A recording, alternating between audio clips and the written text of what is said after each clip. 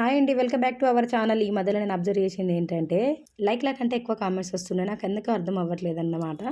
ఆ కామెంట్ చేసిన చేత్తోటే ఇంకో లైక్ ఇస్తే అది వేరే వాళ్ళకి గూడా వెళ్తుంది గదా! ఎందుకు అట్లా చేత్తుర్రో అర్థం గాదు గానీ, కామెంట్ అయితే చేస్తున్నారు కానీ లైక్ అయితే ఇవ్వట్లేదు. లైక్ చేయడం మాత్రం మర్చిపోవద్దు. కామెంట్ చేస్తూ లైక్ చేయండి. ఇక వీడియో విషయానికొస్తే ఈరోజు ములక్కాడ టమాటా వండుతున్నానండి. ములక్కాడలైతే మా ఇంట్లో తినరు కానీ, అయినా ఈ ఒక్క పూటకని చెప్పేసి అయితే వండుతున్నాను. ములక్కాడలంటే మా ఇంట్లో ఓన్లీ సాంబార్‌లో తప్ప వేరే తినరు. ఏ కూరలో వేసినా గాని తినరండి. మరి మీ ఇంట్లో కూడా అలాంటిదేమన్నా ఉన్నదా? కామెంట్ చేయండి. ములక్కాడలో చాలా పోషకాలుంటాయి గానీ, మా ఇంట్లో ఎవరు తినరు. అందుకని చెప్పేసి వండను. ఎప్పుడన్నా ఎత్తే మాత్రం సాంబార్‌లోకి వేసుకుంటాను అంతే తప్ప ఏమీ లేదు. యాక్చువల్లీ మా ఇంట్లో ఎక్కువ సాంబార్ చెయ్యమనమాట. ఎందుకంటే నేను సాంబార్ తినను కాబట్టి. మీ ఇంట్లో ములక్కాడనైతే ఎన్ని విధాలుగా వండుతారో అయితే కామెంట్ చేయండి. మీకు ఇష్టమా కాదా అనేది కూడా కామెంట్ చేయండన్నమాట.